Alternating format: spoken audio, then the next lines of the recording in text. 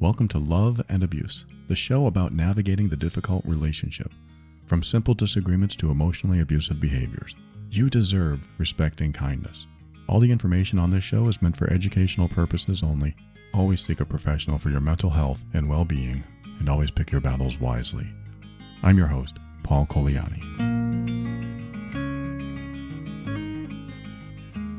Thank you for joining me for another episode of Love and Abuse, and I hope that you are listening to this to help you understand your relationship better and understand the person that you're trying to communicate with better. And I think there's a bottom line to everything that I teach over here, and that is, this is going to sound like I'm not very sensitive to certain things, but I'm going to say it anyway. I think self-respect is the most important form of respect and form of self-nurturing that you can do. Giving yourself respect and showing yourself respect and putting up a wall that no one can cross unless they respect you is one of the most powerful and important steps you can take in your life.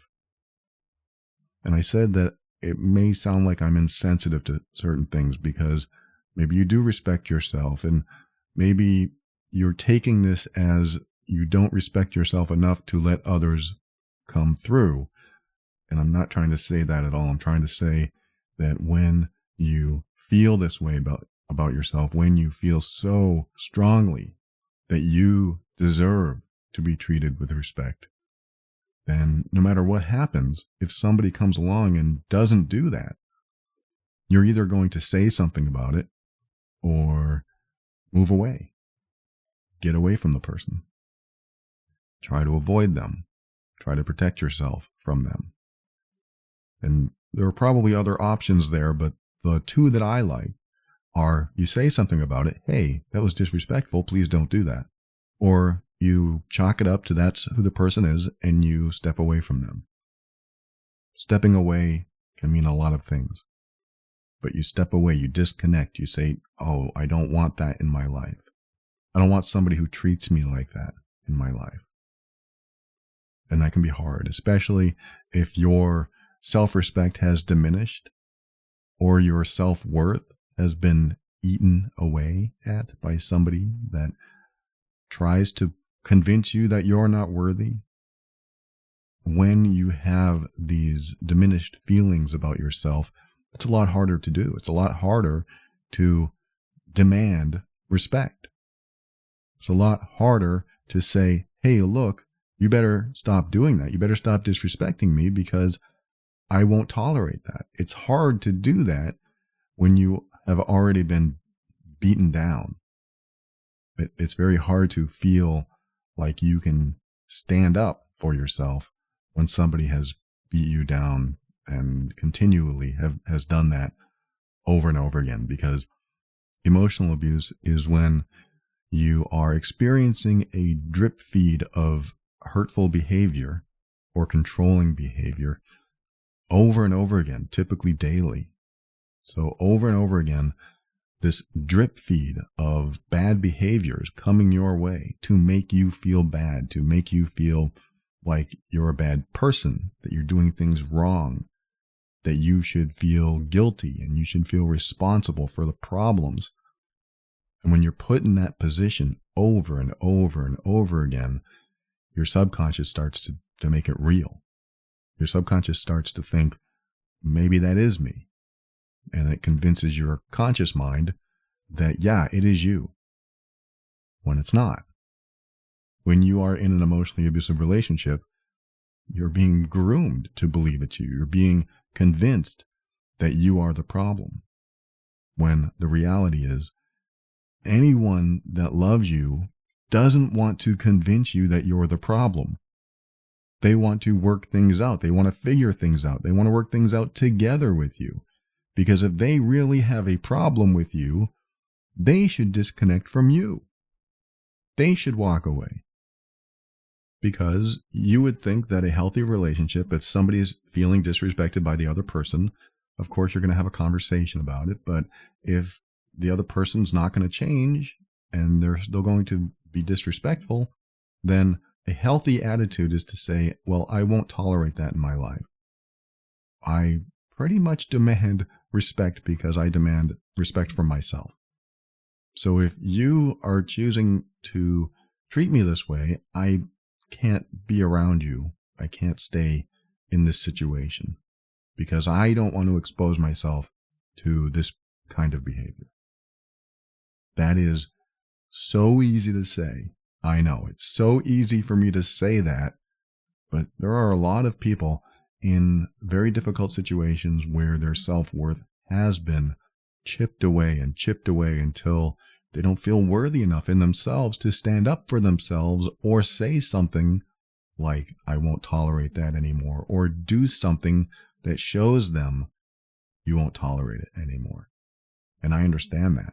I understand that completely. When you get to that point where you don't even feel strong enough inside yourself to say, stop doing that because I won't tolerate it anymore, then where do you go from there? You have to rebuild yourself. You have to rebuild your personal power, your internal energy. You have to rebuild that so you have a stronger foundation so you can act from that place.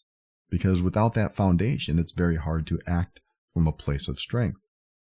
You act from a place of weakness, and of course, when you're in a weakened state, you're less likely going to end up in a place where you can feel like you can protect yourself and honor yourself and defend yourself in a way that you actually believe what you're saying, and you can stand behind it and you can stand by it and just speak up. When you speak up and say, no, that's not true, this is how it is, and it needs to stop. When you can do that, then you're in a place of power. The scary part is the risk, the consequence of saying that. Because if it's the possibility that the relationship could end, it's very hard to say that, because what does that mean? It means the relationship ends, now what? Do we divide things? Do we go on our own way? And now what? What if it's a romantic relationship where there's kids and a house, and there's a lot to consider? I look at it this way. I look at, if I don't do anything, nothing will happen, and things will stay the same forever. Until something changes, things will stay the same. But the only way something's going to change, and this is my viewpoint from the people I've worked with and everything I've seen, everything I've witnessed, all the time I've been doing this, nothing changes until you change it. In the emotionally abusive relationship with the person who is controlling or manipulative or just making you feel bad all the time, they don't want to change. And what I've seen over and over again is the victim of emotional abuse, they will do so much to change. They will adapt, they will adjust, they will do everything they can to change so the relationship is better, so the person that they're with is better, or they feel better. They'll do everything they can to make things right, to make things better, when the perpetrator of the abusive behavior will do nothing different. If you want to know if you're the abusive one, you're probably the one that does nothing different. If you want to know if you're the victim, you're probably the one that's trying everything they can, changing your patterns, changing the way you speak, changing your schedule, changing the way you do things in the house, the way you take out the garbage. You're probably trying all these different things just to adjust to the way they want you to be. And in the abusive relationship, you can never satisfy the person that's abusive. They will always find something more. They will always find something different. They will always find something about you that is not good enough. And that's not about you. It's about them. It's about their perception of what's good enough for them, which is basically nothing. Nothing is ever good enough. They'll always require more, and you'll never be able to do enough. And so you can't look at yourself and tell yourself that you're not doing enough, that you're not good enough, that you're not worthy enough, that you're not lovable. You can't do that. I know a lot of people do, and maybe you do it too.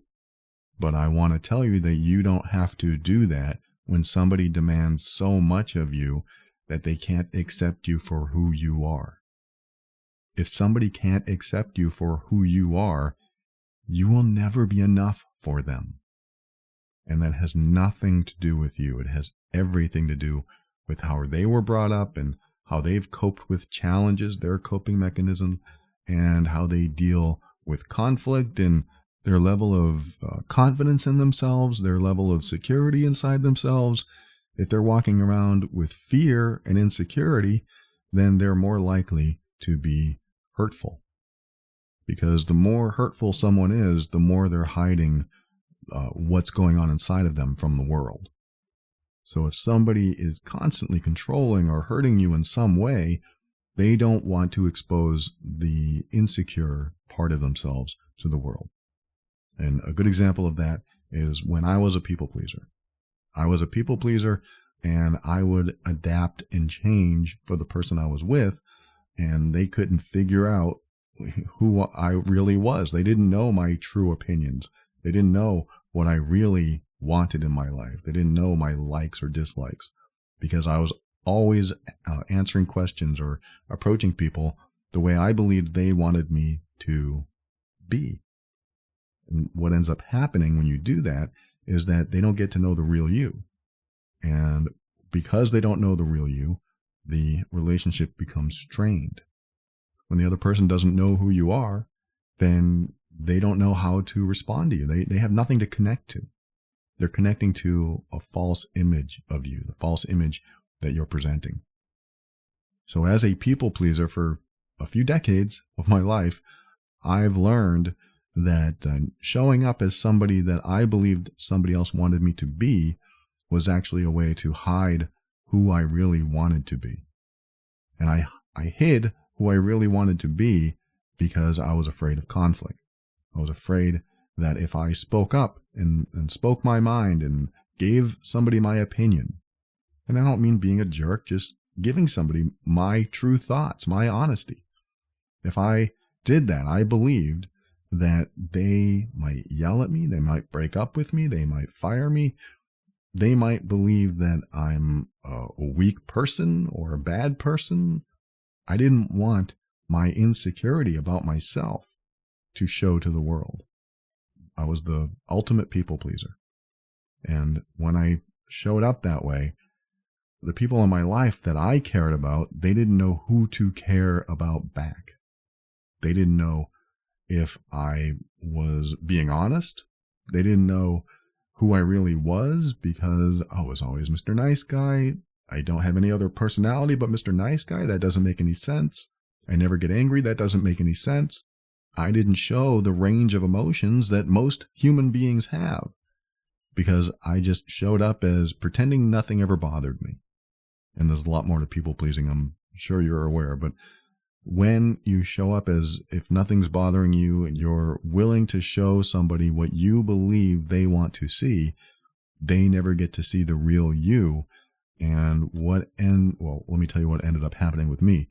What ended up happening was that because I was so insecure about myself and I was afraid of conflict, I would also do other behaviors that helped me avoid showing that insecurity and helped me avoid being in a place where I had to be transparent or honest. And one of the ways I did that was the silent treatment.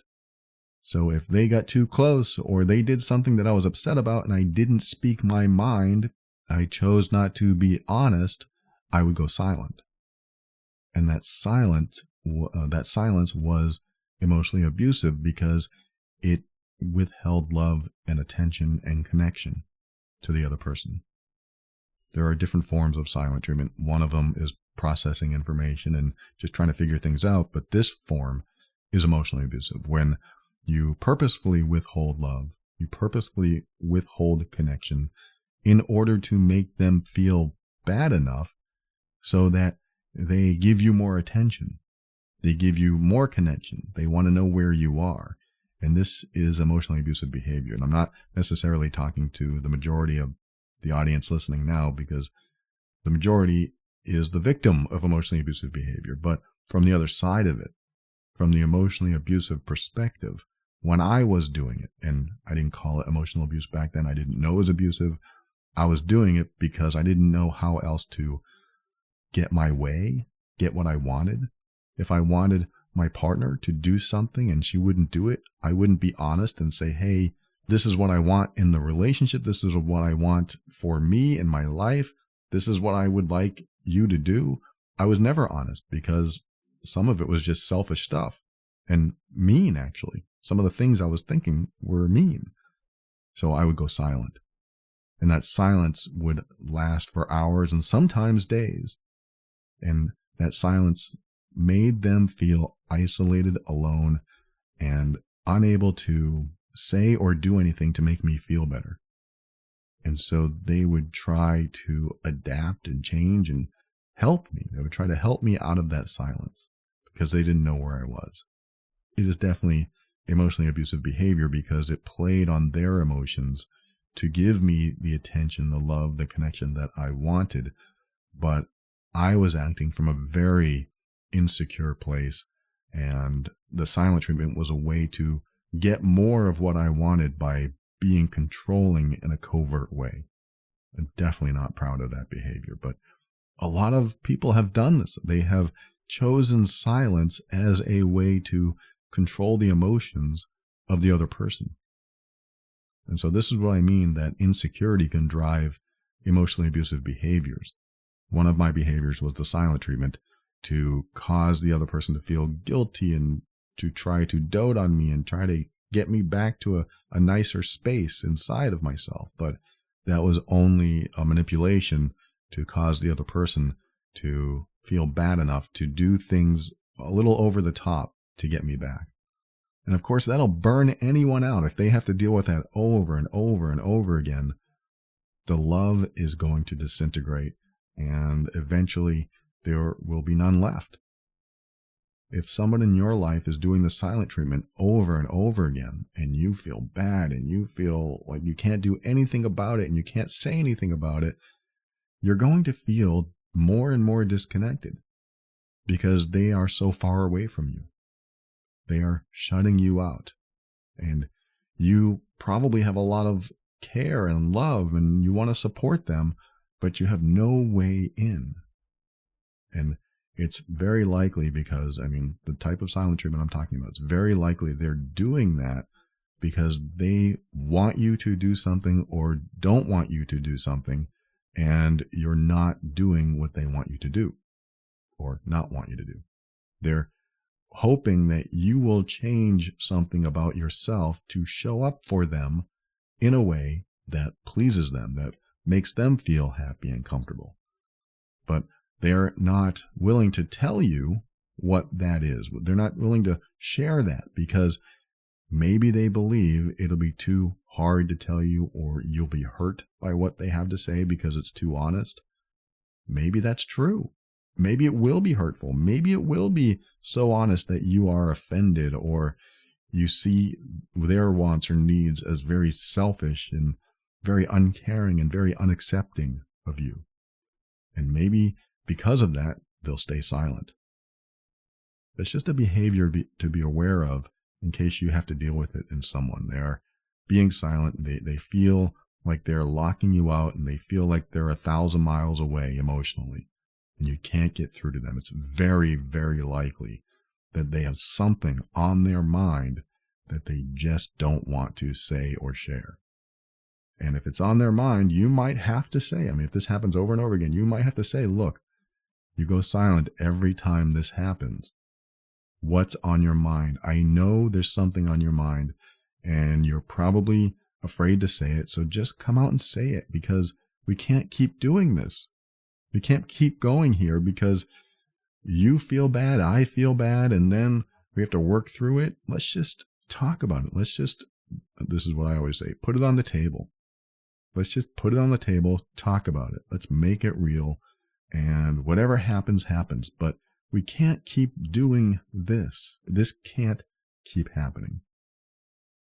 Now, this doesn't mean that the other person doesn't have some real psychological issue. Like maybe they're depressed. Maybe they're going through their own thing. It is very possible. I give everyone the benefit of the doubt until you figure it out. So, okay, we're going to give you the benefit of the doubt, but if it happens over and over again, then we have to talk about it. We have to bring it up. And so I wanted to give you that to chew on for now, and also read you a message that I received that is pretty much in alignment with what we're talking about today. This person wrote, "Thank you for all your advice. It certainly helps me to speak assertively, not aggressively, with my husband. I don't know what happened, but over the past several years, he has become increasingly unhappy and on edge, and will tell me during our fights that he has been unhappy for years. He says he's angry because of me, he's unhappy because of me, and what you said before, I asked him, why is he sticking around if that's the case? He then says he doesn't mean it, and he's only saying it in the moment. But after years and years of hearing how there is something wrong with me in every realm of life, I don't make the bed right, I leave one dish in the sink, I close the curtains too loud on purpose, I don't appreciate life, I'm the laziest person he knows. He even says that I've given up, but he won't tell me on what I'm giving up on. I thought there was nothing else left that he could insult me with after all these years, but suddenly, our most recent fight, he says, 'You're not fit,' because I wanted to skip a workout. So I keep saying no more. I can't keep hearing how I am failing or how I'm flawed. And after an outburst like this, it's silent time for days until I approach him. Then he apologizes. He used to say it was my fault, but through your podcast, I've learned to tell him that he is in control of his own actions. He says that I say bad stuff to him too, but the difference is I own up to it and I apologize. And I'm not attacking his character. It's more about an action or an incident, not anything that characterizes him as a person. So I've reached my limit. I can't even get out of bed on the weekends. I'm crying. I have chest pains.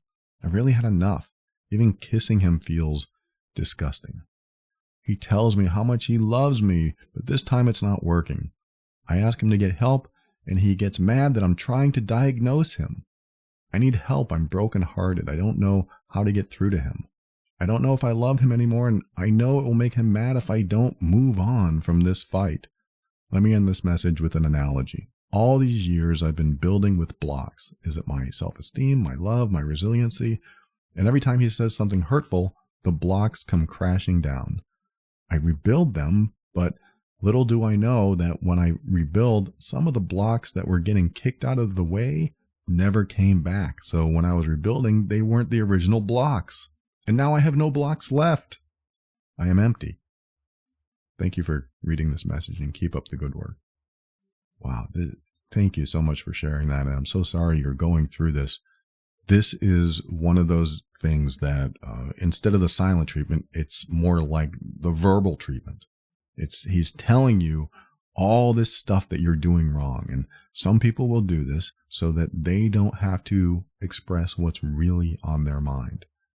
They nitpick every other little thing except the truth. Except revealing the truth. They will not reveal the truth to you. They have something that they want to say, but they're not saying it, so they pinpoint every single little thing that you do wrong, making you feel awful and never backing down because they really want to say something else. I could be wrong, but I don't think I am. In fact, I'm going to say I'm not. I'm not wrong here. If somebody picks at you for every little thing, they're trying to make you focus on yourself so that you don't focus on them and what's really on their mind. It's possible that let me just throw this out there. I could be completely wrong about this.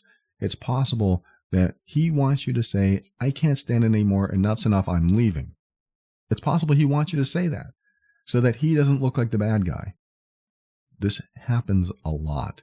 Somebody will pick at you and prod at you and make you feel so bad and so terrible to the point where you finally leave so that they can point the finger at you later on and say, you're the one that left the relationship. It's your fault that we broke up. It's your fault that this never worked out because you're the one who left.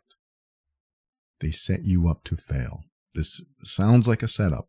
What you described here sounds like a setup for you to fail. So I see one way to handle this, and you may not like it.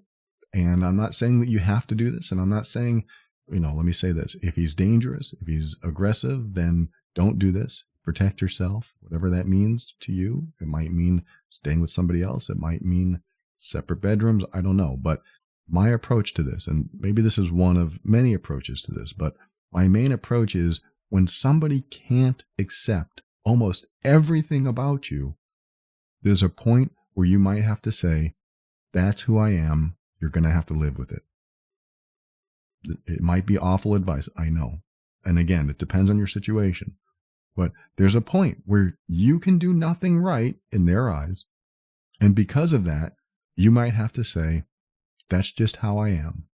Sometimes I close the curtains too loudly. It's just how it is. Sometimes I leave a dish in the sink. That's how it is. If you can't accept that, that's not my problem. Ouch, right? That's hard to say because that'll lead to a fight. That'll lead to something. Again, I'm not saying that you should do this if you feel at all afraid of their reaction.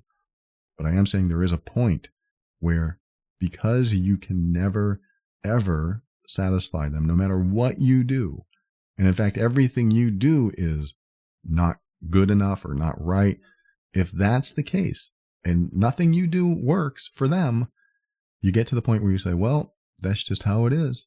You'll just have to accept me for who I am, because sometimes I'm going to leave a dish in the sink. Sometimes I'm going to let the trash overflow like that. Sometimes I'm going to miss a workout. Sometimes I'm going to miss a week. Sometimes I'm going to miss a year of working out. Sometimes I'm going to binge and watch TV all day, all night. Sometimes I'm going to be lazy. That's just how it is. I'm sorry. If you don't like that, there's nothing I can do because that's who I am. What are you doing? You're admitting that you have all these faults, that you're imperfect. And if he can't stand imperfection, then he needs to decide what he wants. That's the bottom line. He needs to decide what he wants. Does he want an imperfect person that comes with what could be a great relationship, or does he want something that is unattainable?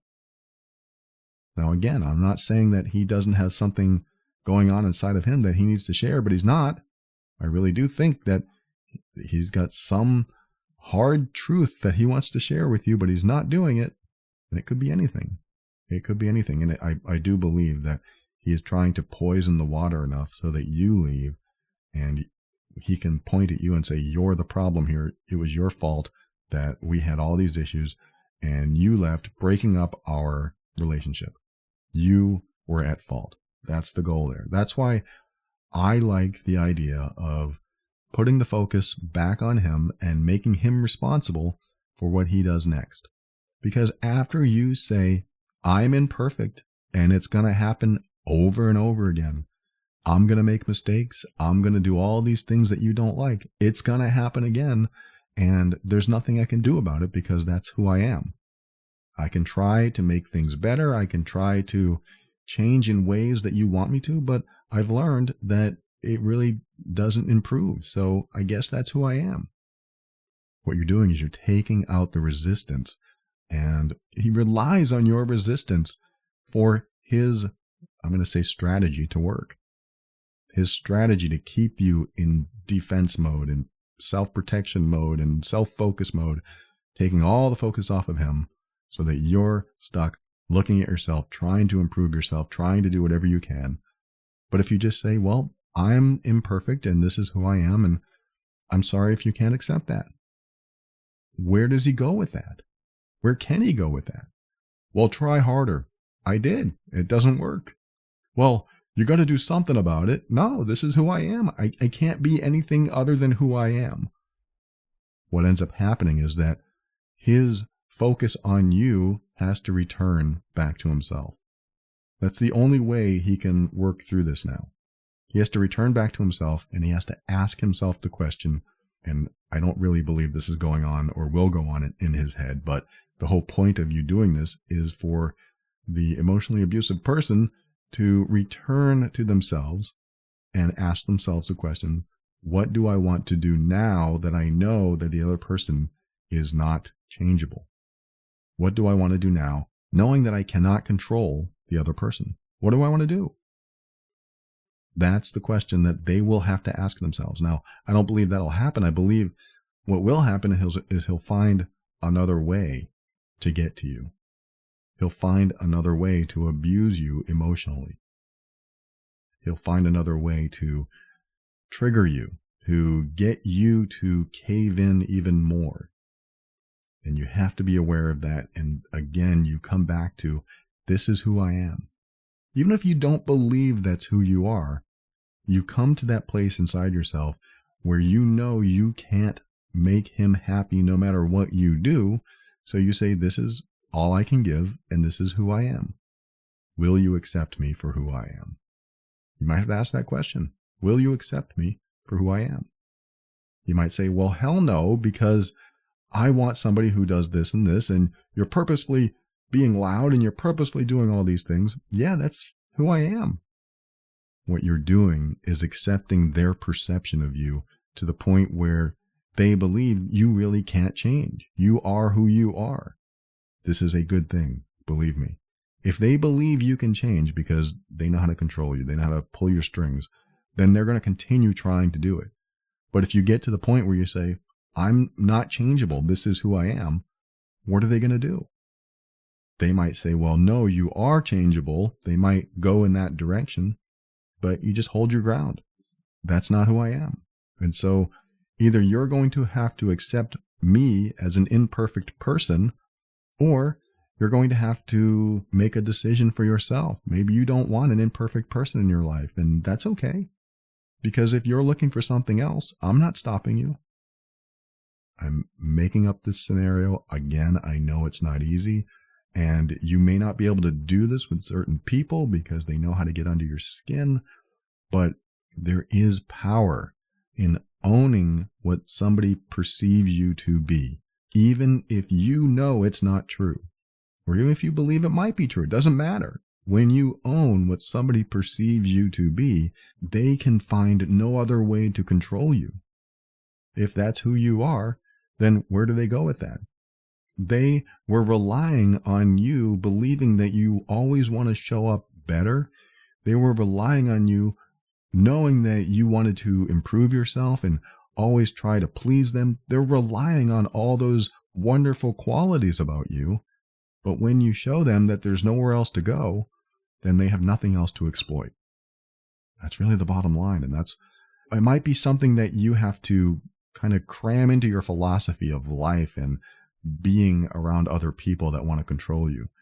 It may be something that has to be planted as a seed inside your head, so you know that there's a point where you have to apply it, or apply some sort of thinking like that, so that the other person doesn't have a way to exploit your emotions and do things that control you or hurt you.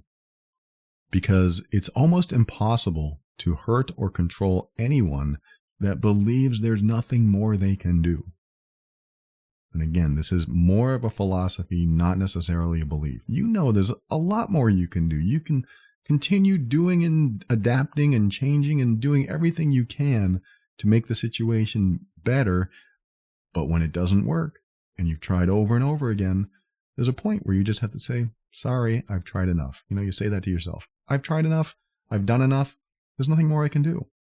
If they cannot accept me for who I am, imperfections and all, then I'm going to tell them that's as far as I can go. That's as much as I can do. I am an imperfect person, and I understand if you can't accept that.